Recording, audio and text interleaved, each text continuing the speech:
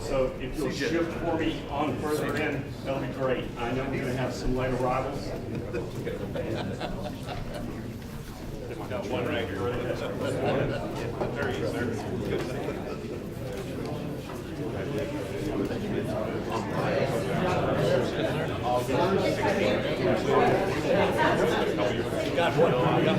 Thank you so much for coming this morning. We did have so that we could stay on schedule. Again, Chattanooga is really pleased that you're here today. We appreciate your time and effort. I know in Dallas, it's getting to the point that if we'll go ahead and just get up at 4 and come on to work at about 5 or 5:30, we can probably miss a little of the traffic. Kim and I were coming home from an event last night at 10:30, and I told her, I said, God, this is what the roads used to look like. And she said, you remember that? And I said, well, I am old, but the tollway was actually kind of empty last night at 10:30. So, we just need to shift our times and stuff. But we appreciate you coming in early this morning and listening to our program and joining us today. Just a little quick commercial on the firm. We are coming up, believe it or not, on our 30th anniversary. And so it's hard to believe.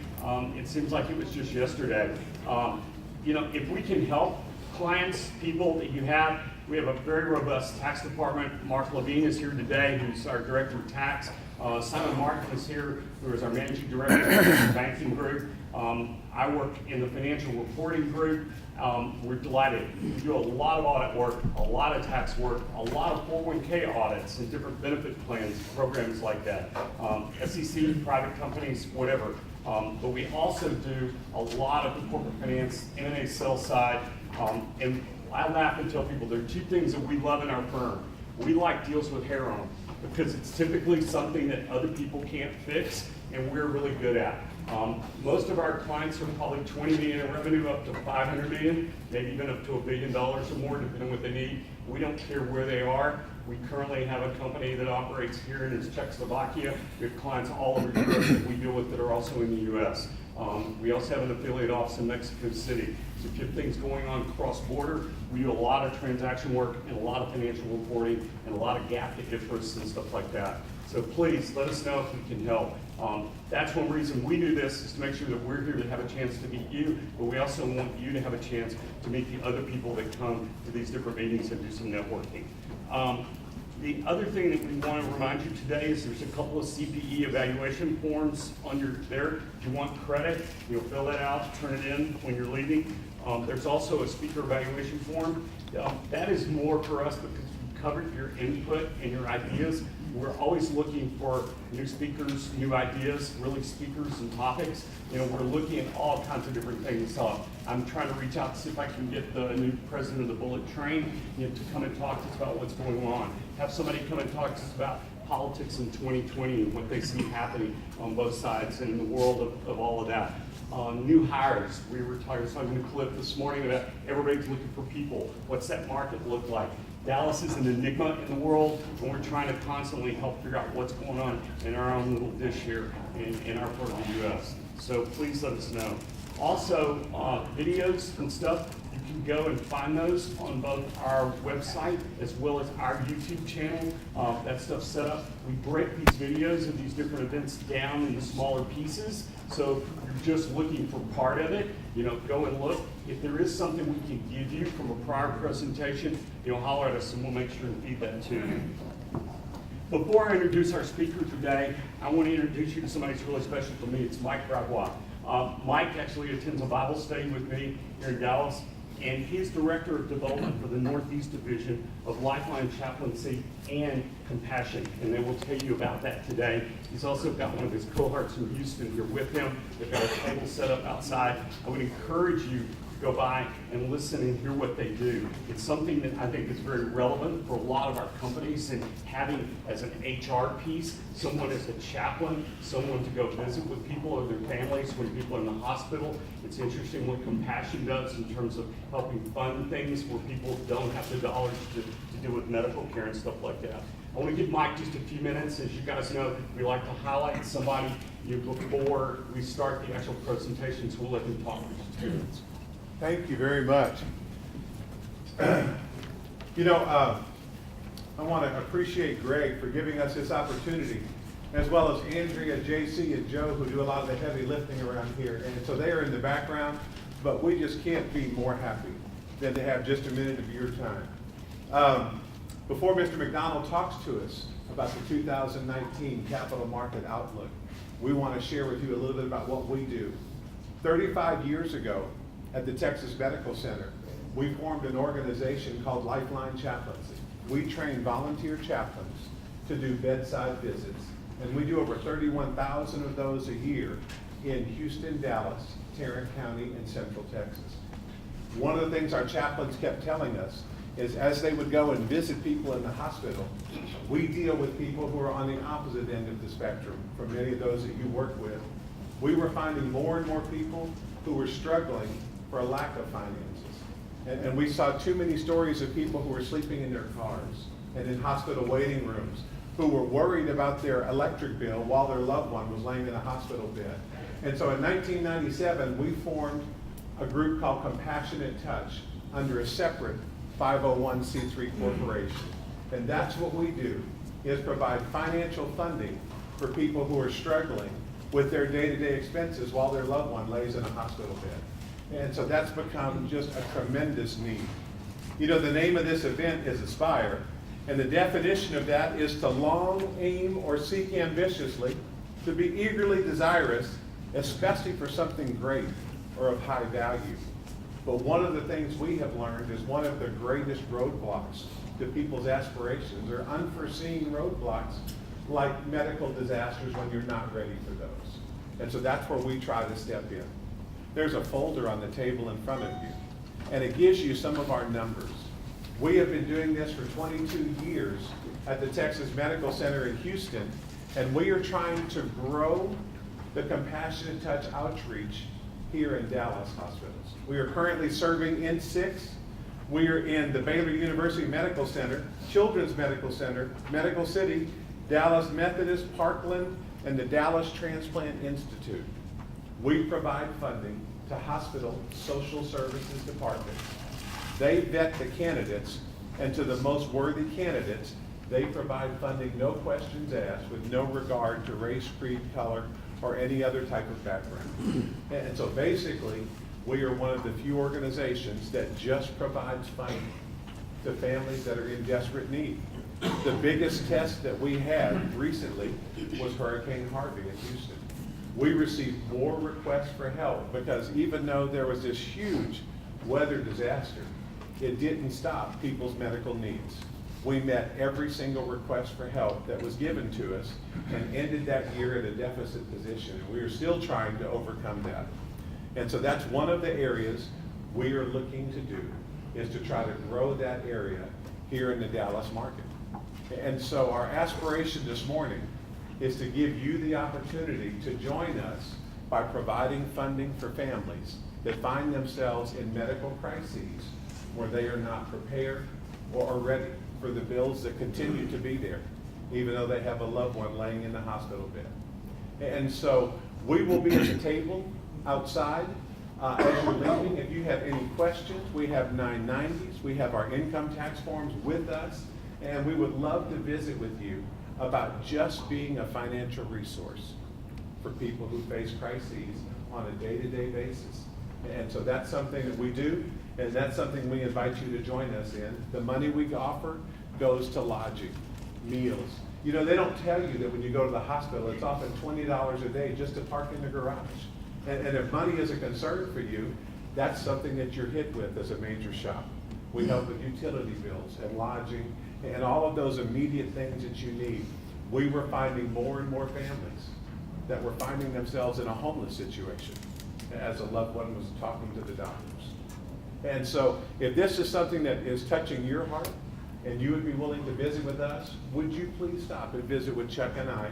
Chuck is our development director in the Houston and South Texas area. I work with Dallas in the Northeast Texas area, and we would love to answer any questions and just help you if this is something God is nudging you towards. Thank you very much. Thank you, guys. Thank you, Mike. One reason we do this is because we know that a lot of us have family offices, philanthropy groups, foundations, different people that are constantly looking and sorting through and trying to figure out what to do, with dollars in terms of allocations. And so that's why we try and expose everybody to this, so we really appreciate it. Now I'd like to introduce our speaker, CJ MacDonald. CJ is a CFA and Senior VP and Portfolio Manager for Westwood Wealth Management here in Dallas. He joined Westwood in 1994, and he served until 2016 as both an equity research analyst and a portfolio manager on a variety of investment strategies. CJ now serves as Director of Investments and Portfolio Manager. He also creates written content and thought pieces for wealth management clients, attends client investment review meetings, and leads the Asset Allocation Committee. He has a degree in finance from Syracuse, is a member of the CFA Institute and the CFA Society of Dallas-Fort Worth. Today he's going to talk to us about Westwood's view and forecast for the capital markets for 2019 and beyond. I can assure you, you will enjoy this. I've seen some of their presentations. Thanks so much. Appreciate it, CJ. Great, thank you. Absolutely. All right, thanks, Greg. Thanks, everyone, for coming today. I hope to keep you entertained. Two quick things. I'm with Westwood Wealth Management. We're part of Westwood Holdings Group. Westwood overall manages $20 billion for institutional clients and wealth management clients, and also a retail mutual funds group. Westwood Wealth Management is our private wealth asset management group. We manage about $5 billion for wealthy individuals and families and foundations and endowments. We've been doing it for 35 years. We love helping clients plan for the future and talk about investment plans and investing their money. So we would love to partner with you down the road, so keep us in mind if you have any investment management needs. Second, on your tables or on your chairs, there's a folder, and in it there's a copy of the presentation that's up here, so if you want to follow along or if you want to just look up here, that's fine. Also, there's copies of something called Basis Points, and that's the investment blog that I write. It comes out twice a week. It's really, it's kind of finance for non-financial majors. I write what I find interesting in the past couple of days before I write it about the market, about the economy, about politics, and there's always an interesting story in there. So there's sign-up sheets on the table. We would love to have you sign up, and it just comes in through your email twice a week. So that's Basis Points. It's a quick read, and we've gotten a lot of good feedback on it from clients and friends of the firm. So that's Basis Points. So now onto the presentation. The first half is, I'm going to try to wake you up because it's so early in the morning. It's kind of Basis Points Live. It's 9 interesting things that I think you should know. Things that's interesting about the market and the stock market. We're going to talk about the NFL and the NBA and Las Vegas and interesting topics like that. And then the last half is our market outlook and update. We're going to talk about the economy. So first, this is nine things I know about the market.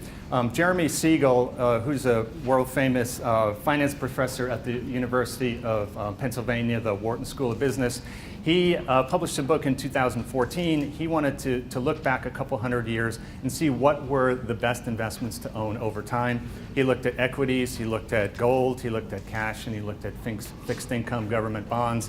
And what he found was startling as to what was the best investment over time. So his data goes back to 1802, so a long time, much over 200 years. So he looked at the growth of $1 over the last 200 years. So that top one is if you invested in large cap stocks, that dollar is now worth close to $1.35 million. The next one is long-term government bonds. It's only worth $1,663. Short-term government bonds, 265. Gold is actually only worth 326. And if you'd held $1 for 200 years, you now have 5 cents. So it's really telling about the long-term benefits of holding stocks, because it seems like in a portfolio, I can own bonds, I can own stocks. It really won't make that much of a difference. But over a long period of time, stocks are really the way to go, as you can see here. And it's interesting now, why does that happen? Because investing in stocks is really a bet on the U.S. economy, and the U.S. economy is really an economic horse that rarely slows down. These days, the economy is only in a recession 8% of the time. So out of a 10-year period, it's only in a recession about a year and a half. The other 8.5 years, the US economy is growing, and it's a strong economic horse that you really want to bet on with your investments. So why does the economy keep growing? Number one, population growth. More babies are born every year in the US than people die, and with healthy immigration numbers, the numbers of consumers and the number of citizens grows. So with a bigger pile of people spending money, that's one reason the economy grows. And also very important is technological advances. We're really smart and entrepreneurial people, and we keep inventing new technology. We improve on the technology of the last generation, and it constantly advances. We never retreat to older, less productive means. Once you get an iPhone 10, you don't use it and go, you know, I really like that Nokia 5410 phone that I had. I'm going back to that one. We don't do that. We don't do that. In business and in consumer, we love new technology. We're smart people, so we keep creating it.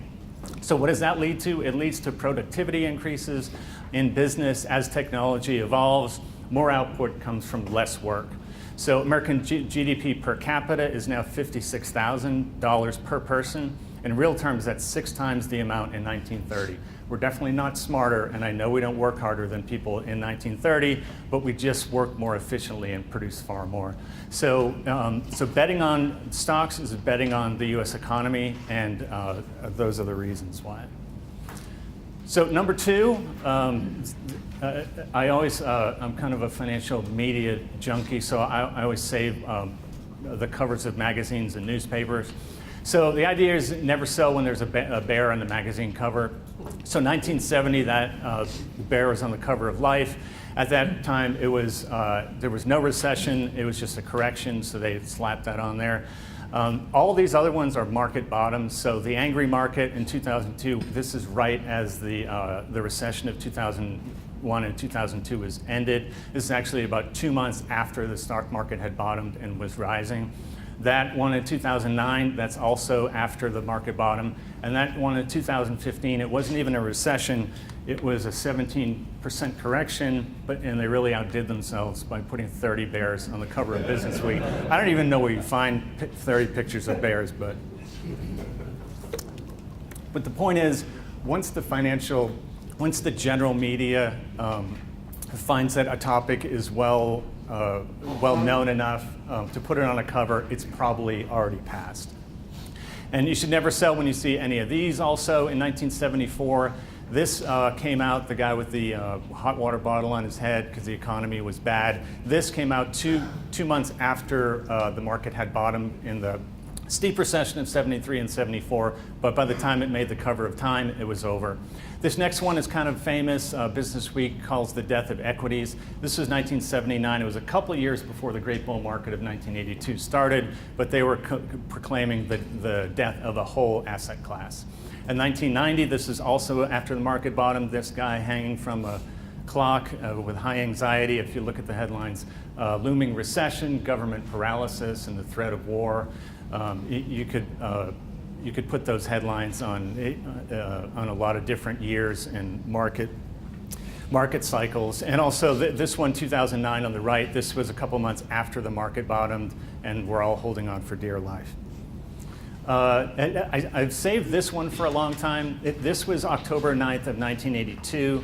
And this was, so the great bull market of the 80s and 90s started in August of 1982. So this is 2 months after. So if you look at the headlines of this newspaper, so on the top right, it says jobless rate is up to 10.1% in the last month, the worst in 42 years. So if you read this, you'd say, oh, the economy's terrible, I need to sell stocks.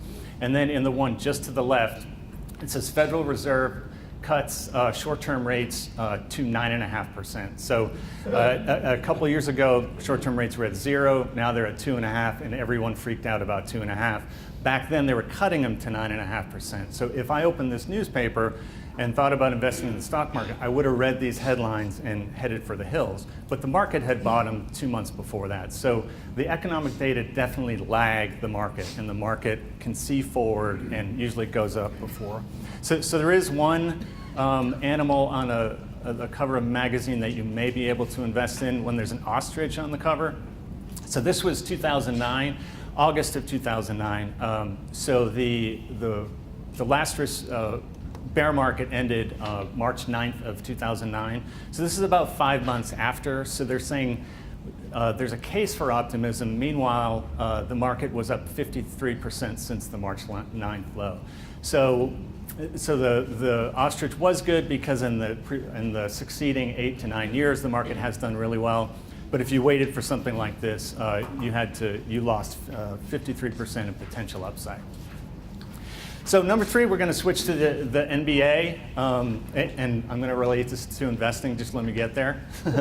There's a huge revolution in the NBA in the past 10 years. Everyone's taking a ton of three-point shots, and the rule of the game now is go big or go home.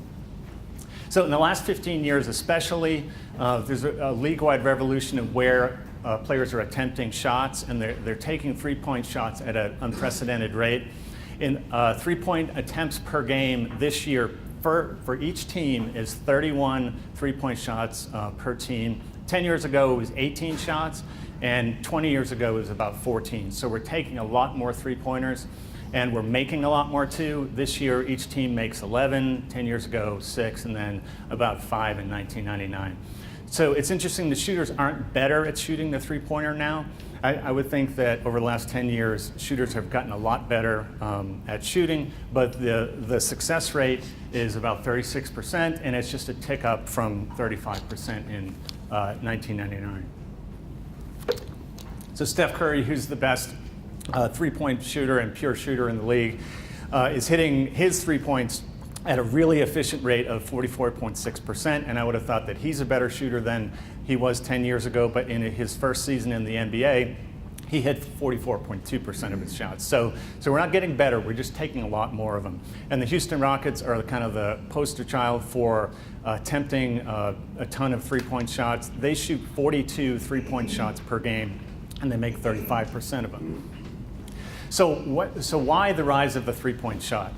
Because it maximizes shooting efficiency. So each team in the NBA gets, on average, about 105 possessions in an average game. So the goal is to score 1 point per possession to win the game. So you can do that by shooting 105 two-point shots at 50% rate or 105 three-point shots at 33.3% rate. That's how you get there. So the efficient way to do that is shooting a lot of three-point shots at, say, 40% or 38% or 45%. It gives you a slight advantage on each possession, but it's really large when spread out over 105 possessions.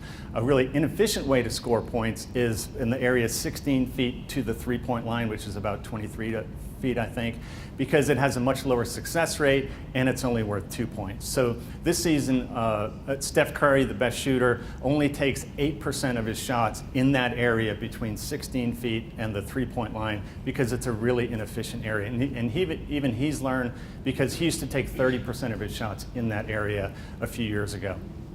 So the point is, teams now routinely only shoot from 8 feet or closer to the basket or beyond the three-point line. They definitely decided that go big or go home is the only way to play the game. So this is Steph Curry and James Harden. James Harden takes the most three-point shots in the league. The blue is Steph Curry. He has a really good shooting percentage, an efficient shooting percentage from all over the court. He's in blue on that left over there. He hits 60% of his three-point shots from that area, which is crazy, crazy good and really, really efficient. James Harden he only shoots from beyond the three-point line or right under the basket where he gets a layup or he gets fouled, and that's how he scores all his points. So how does this relate to the stock market? Well, the NBA has been into go big or go home for about 20 years, but the equity market, the stock market, has showed performance like this for well over 100 years. So this is the S&P 500 annual returns. So those beyond the three-point line, like 1975, 1991, those are years of S&P performance. Those are all the years that the stock market has generated performance over 10%. So there's a whole lot out there going big. And in the paint, in the red numbers, those are years where the stock market has declined, showed performance below zero. So in that 2016 column, those are the years that the stock market has generated gains of 0 to 10%. So, so it's definitely go big or go home. And if you, let's see. So if you look at performance by year, the average annualized return for the S&P 500 over the last 84 years is 9.1% a year. So if you ask me at the beginning of the year, what's the market going to do this year? People say 7%, 9%, 8%, but that's never correct. It's very rarely in the 0 to 10%. So the market goes down below zero in 25 years of the past 84, so about 30% of the time. It goes big over 10% in 45 years, so about 54% of the time. But this 0 to 10% range, only 14 years or 17% of the total. So expecting equity returns in the 0 to 10% range is a bad bet. But on January 1st, if you watch CNBC or CNN, they'll ask market prognosticators and pundits and forecasters, what's your estimate for the S&P 500 for this year? And they'll say 9 or 7 or 6 or 5. So these intelligent people are actively betting on something that only happens 17% of the time. So it's a bad bet. So if anyone ever asks you to predict the market, always say higher than 10% because at least you'll be right 54% of the time. Okay, number 4, the expected return of bonds. We talked about how hard it is to predict where the stock market's going. It's definitely harder to predict where a particular stock is going. The sources of return from stocks, you can get them from corporate earnings growth, dividend payments, multiple expansion, all those reasons. But the long-term return on a bond that you buy may be easier to predict. Jack Bogle recently passed away, head of Vanguard. He did a large study of 10-year periods going back to 1906.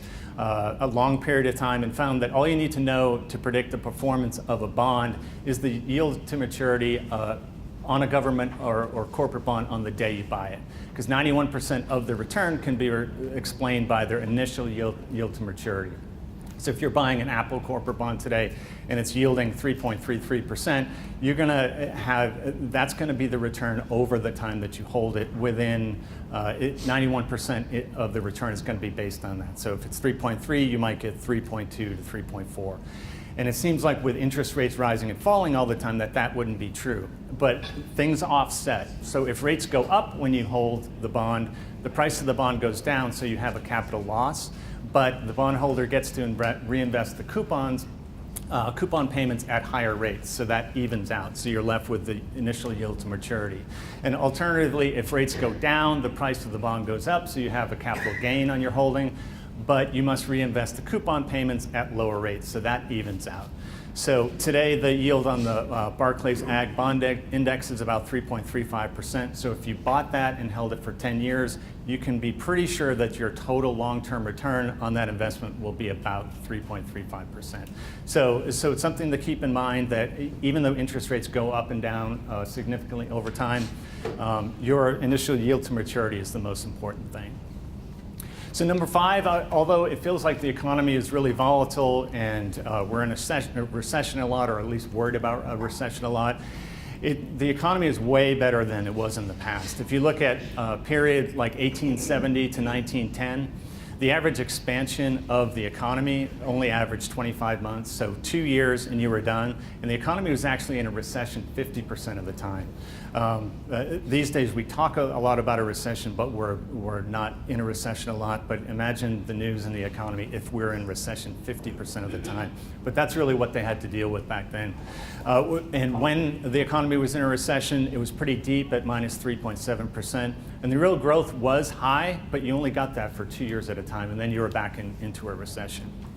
So the next period got a lot better between 1911 and 1979. The Federal Reserve started in 1913, so that helped a lot. Economy expanded on average 44 months.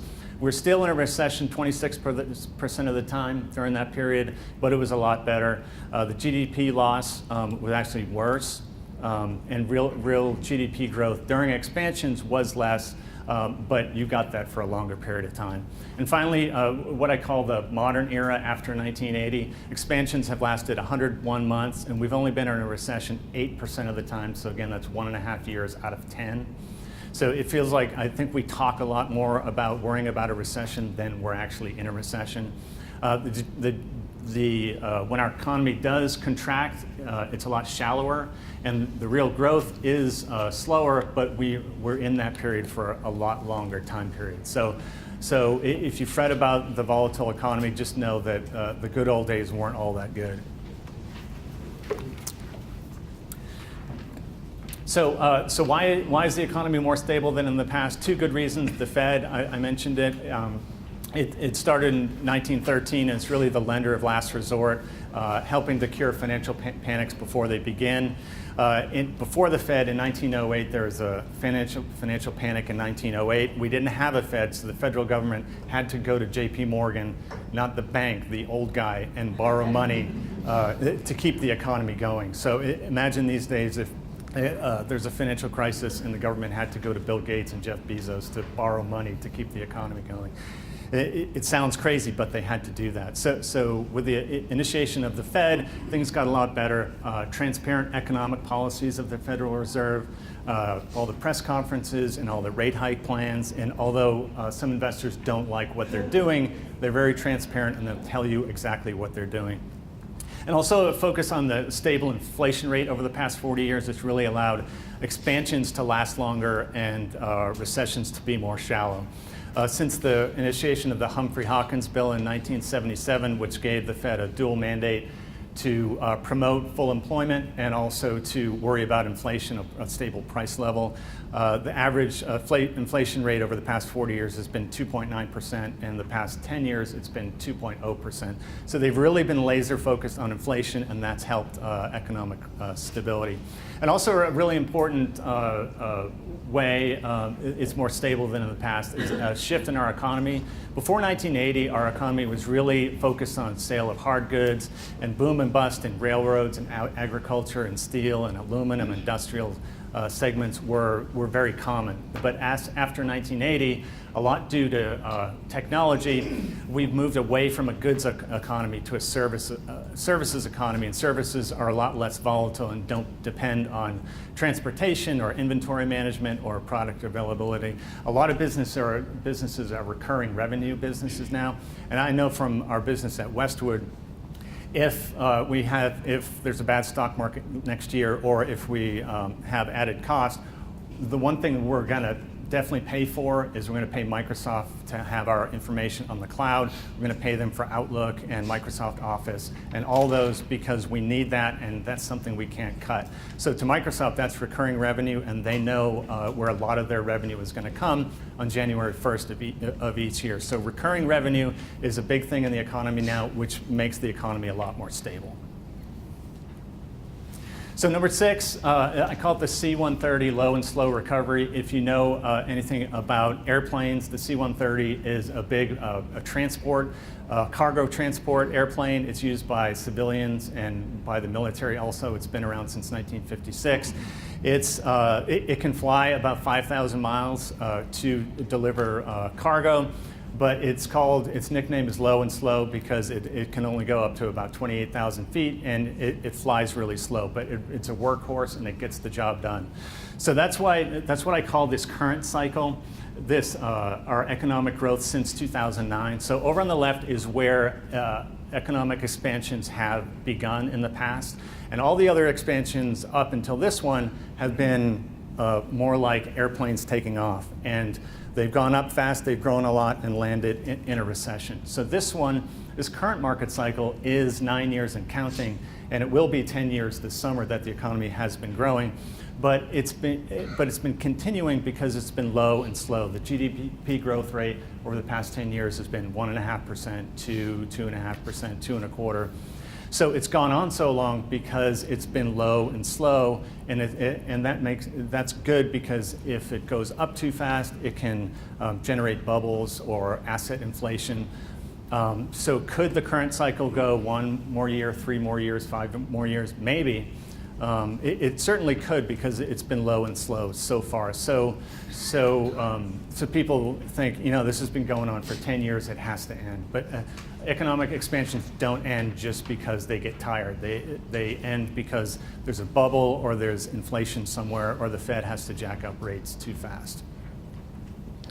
So number 7, just going to Las Vegas for a minute. So the principle is, when the odds are on your side, play a lot. So in Vegas, a lot of visitors play blackjack because it's the casino game that has the best chance for winning for the average bettor. The house only has a 0.5% advantage. But the house usually wins at blackjack because it plays every hand, even while only having a 50.5% win rate on each hand. The house never turns away a player. It never stops playing after a hot streak, thinking our luck is about to change. And it never quits while it's ahead. The house knows if they play long enough, the gambler will lose. So everyone's allowed to play, no matter what you look like or how much money you have. The casino never closes, and they always let people play because they have a small advantage. So alternatively, the stock market's odds are stacked in the investor's favor, also even more sharply than the casino's odds. So over the last 100 years, if you look at all the market trading days, 53% of days were up and 47% of those days closed with a loss. So if you wanted to invest on one day, it's more like a coin flip. You may win, you may not, but the gains overall that time came from being invested on all days, just like a casino plays every hand because they have a small advantage. So over time, investment gains come from having that small advantage and really playing on every day. So by principles of game theory, if the odds are in your favor, you should play every hand and be invested on every day possible, because that small advantage is something that will drive investment returns over time. So the only mistake an investor can make is choosing which hands to play based on gut feel, and gut feel in investing is terrible. Humans aren't, in our behavioral, we're really not cut out for modern day investing. Our instincts are fight or flight. If something goes down, we want to sell it. If something goes up, we want to buy it. So our gut feel is terrible. So you want to stay invested over the long term. So the risk of being out of the market are high, compared to the risk of being in it. So number 8, something I've thought a lot about lately, what's the best price for oil? Is there a perfect oil price for optimal health of the US economy? And I concluded it might be around $55 a barrel. So back in the olden days, pre-2010, if you picked an oil price as a US citizen, you would want it to be as low as possible, because it helped the economy if consumers had paid a lot less at the gasoline pump. So that mattered then. But these days, as the US becomes energy independent, the oil and energy effect on the economy is more complicated. Lower oil prices is great for the consumer, but it's bad for industrial economic growth. Energy companies, especially in the Permian and basins like that, 50% of all the rigs in the US are in the Permian right now. And if energy prices are too low, they have to cut CapEx spending, so that hurts the economy, although low energy prices help the consumer. So, there's definitely a trade-off there, and it's more complicated. So energy spending is now a net positive for the US economy, while it was a net negative for the past 100 years. So looking at energy companies in the US, their CapEx plans for 2019 are based on oil selling between 50 and 60. So if it's in that range, they'll continue to spend on oil services and drilling and on equipment. So if it stays there, that's good for them. And $55 a barrel of oil is about $2 to $2.50 at the pump in gasoline prices for the consumer. So they can handle that. If it's 55, the energy companies will be happy. So at that price, everyone will be happy and the economy will be great.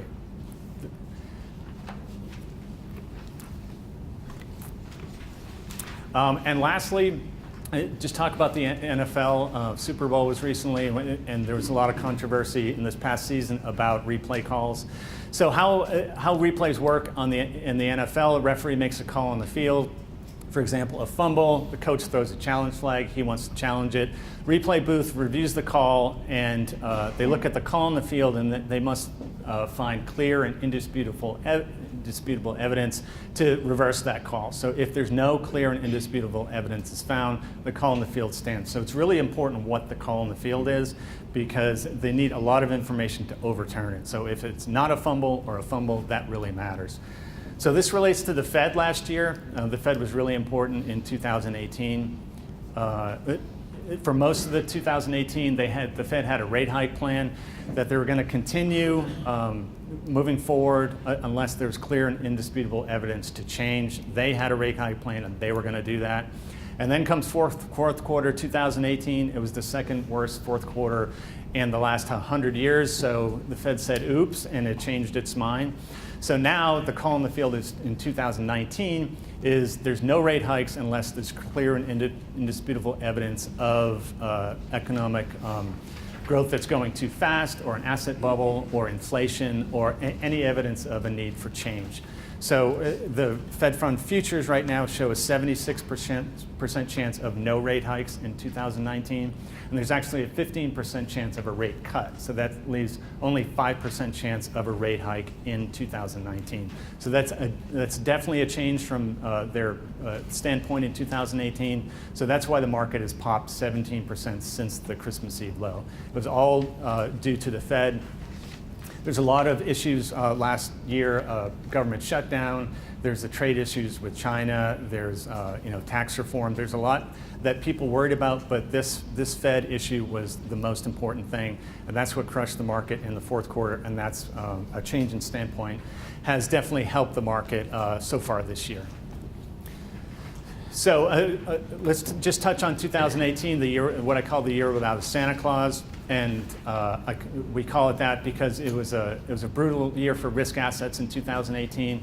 Everything was down in 2018 versus 2017 when everything was up. If you can read that print, it's just 10-year Treasury, S&P 500, MLPs, REITs, everything across the asset class spectrum was down. So it was a really, really broad decline. So this shows, by one measure, 2018 saw the worst cross-asset performance in more than 100 years. So on that number up there, 89% of asset classes and strategies were negative for the year. So that's the highest number going back for 100 years. So if it felt like 2018 was negative for everything, it definitely was. And it was especially negative around the world. These are countries and their drawdowns last year. These are developed countries, emerging market countries, all kinds. Everyone had a bad year around the globe. And Chairman Powell also had a bad year. He had a rough start. So he got sworn in March of 2018. And his next Fed meeting on March 20th, he raised rates 1/4 point. And over the next week, the market declined 3.7%. And then he raised rates again in December 18th, right before Christmas, and the market proceeded to lose 7.6% over the next week. So if you look at market reactions after the Fed does something, those were the two worst reactions over the past 40 years. So Powell didn't have a good start, but he's changed his mind lately about those rate hike plan. But the economy is still really good. Jobless claims are historically low. You see there, the unemployment rate got down to about 3.7%, so that's extremely low. Wages are growing. There's lots of job openings. For the first time in a long time, the number of job openings was higher than the number of people looking for jobs, so the labor market is really tight. And credit's still behaving well. And as we went into the 2008 recession, a lot of consumers had a lot of debt, credit card debt, mortgage debt. They were really over leveraged. And then through the 2008 and 2009 recession, people paid it back or declared bankruptcy or whatever. So 10 years later, after 10 years of economic growth, credit card balances are really good. Consumer loans are actually pretty good. People haven't leveraged up like they did before, so that's good.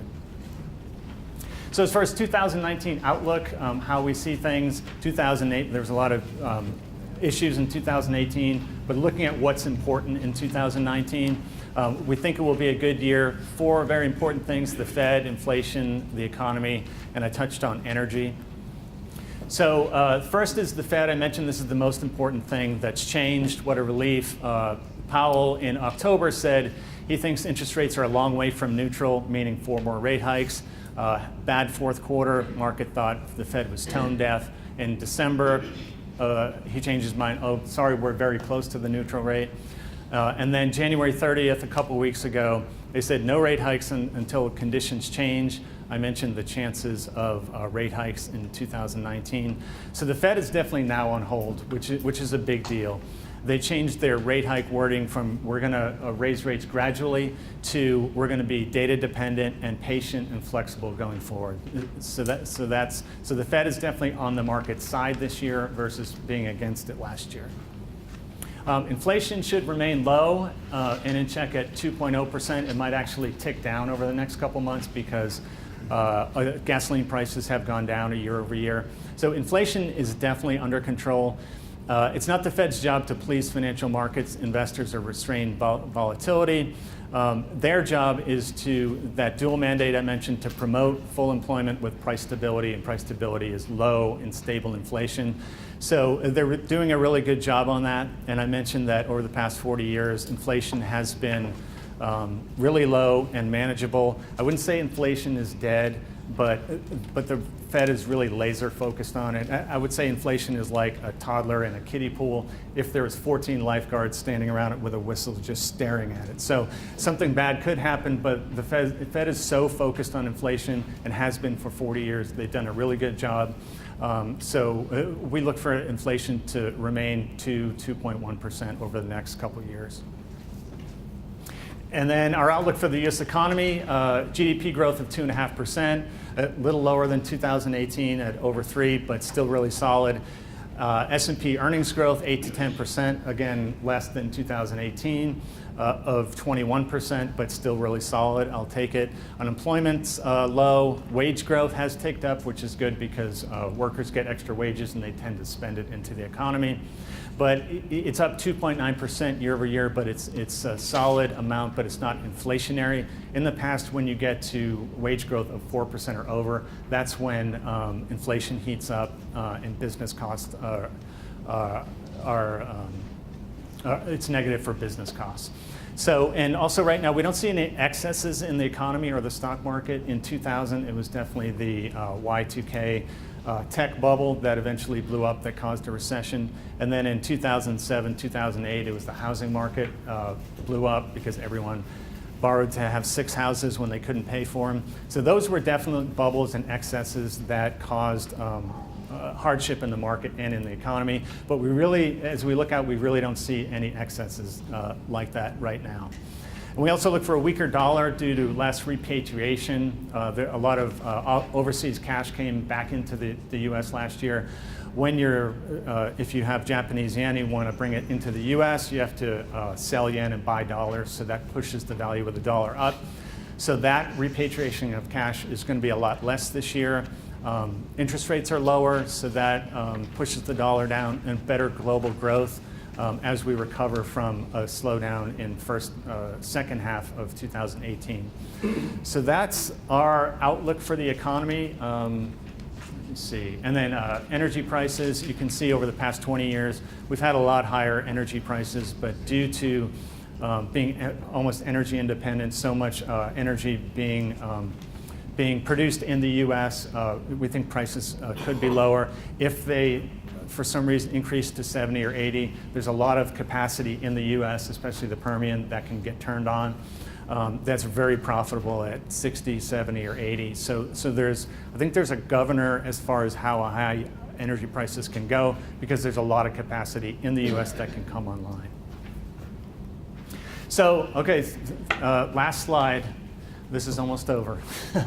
So these are the last 6 market corrections that weren't related to a recession. So the market correction that we saw in fourth quarter of 2018 last year, on Christmas Eve, it was down about 19.8% from the high.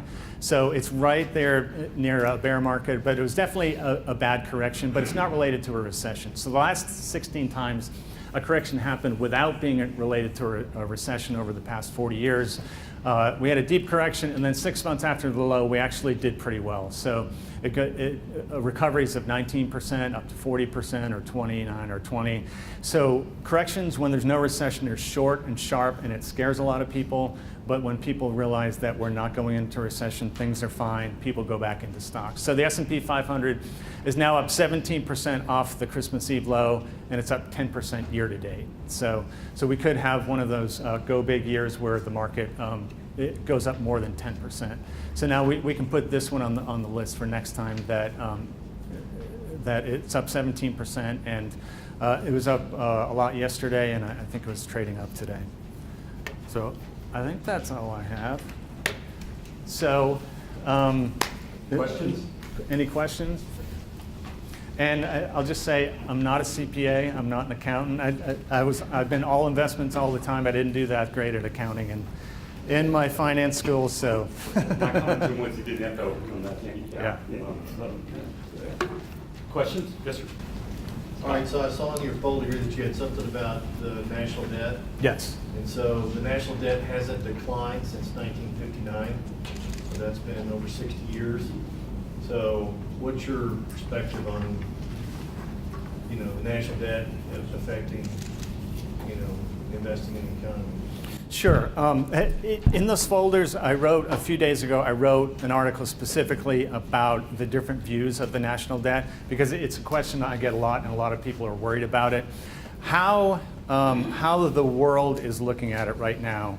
A lot of people worry about that we don't talk about it as much as we should, but how the world sees it, as investors globally aren't worried about our fiscal deficits and our national debt as shown by the rates on yields on our bonds. They're still really low. People still see the U.S. as a safe haven as far as credit. So there's always demand for U.S. government bonds. Interest rates are low, and that shows that people have faith in our credit and our credit quality and our ability to pay back debt. Do I think it's great yesterday we went to 22 trillion of a national debt. I don't think it's good at all. I think we should go more towards a balanced budget, but I don't see it affecting the economy or the stock market anytime soon, because the world still thinks that we're a good credit. Interest rates are low, and I don't think you can compare today's national debt with, say, 1984. Like, we had 5 trillion in 1984, now we had 22 trillion. I think it's important to show it versus the size of the economy. Our economic engine, our GDP, is far greater and bigger than it was in 1984. So you kind of have to compare apples to apples, I guess. I would say it's like Bill Gates going to a shopping mall and putting $1 million on his credit card. It's a lot of money, but it's not a lot of money for him and his resources and his ability to pay it back. So I would like to see a balanced budget, but for now, investors aren't worried about it because interest rates are low, and our interest burden is low versus the total GDP. It's like 4% of our total economic output. So with low interest rates, we can continue to pay those, to pay our debts back. And there's a school of thought called modern monetary theory, which in that article is the third thing I talk about. And that's the theory that if you can print your own money, you can spend as much as you want because you can always pay it back. So to me, it's a new theory, and it's a theory that, if adopted, lets Congress spend as much as they want, which I don't think they need to pass a law. They're doing it anyway. So that's one of the three views. But I care about how the investor public and views it, and with interest rates still really low, I don't think it's going to be a problem anytime soon. But if interest rates start to rise because people worry about our ability to pay it back or our credit worthiness, it will be a problem then, because the ability to pay interest and the amount of interest that we'll have to pay on government debt will be a much larger problem. Okay, so just to follow up here, so two quick things there. So one, we haven't paid down the debt in 60 years, so we're not paying the debt back. I mean, we're not. So Right. When do you think it becomes a problem? It becomes a problem when inflation rears its head. And right now, like we're printing money. We haven't paid it back. When bonds mature, we do the whole thing over again and sell more. It becomes a problem when inflation starts to rise 3, 4, or 5% because we're printing so much money. But until then, if inflation stays at a 2% rate, we can print money to pay back this debt. I mean, I don't agree with this line of theory. I'm just saying what global investors think and what they're worried about. So it's not a reason to worry until inflation gets out of control. That's really what the world market thinks of it, and they're not worried about our ability to pay it back, because if they were worried, they wouldn't buy U.S. government bonds at 2%. I mean, people are worried about Greece and their bonds. That's why they traded. They yield 15%. The 15% people don't think you're going to pay it back, and they want extra reward for the risk. But for U.S. government debt, they're low because people trust us. Ed? Is there anyone, with all the, irrespective of all the goings on in Washington and what all the pundits say and everything else, as a financial executive or an economist, is there anything that concerns you that Washington could do that would have a long-term negative impact on the economy? I would say a lot of what I'm hearing in the lead up to the 2020 election, a lot of grand plans to spend a lot more money than we have is kind of worrying. On the Democratic side, it seems like with 30 or 40 people running for president that you only get on TV or in the press if your plan is more outlandish than the guy next to you.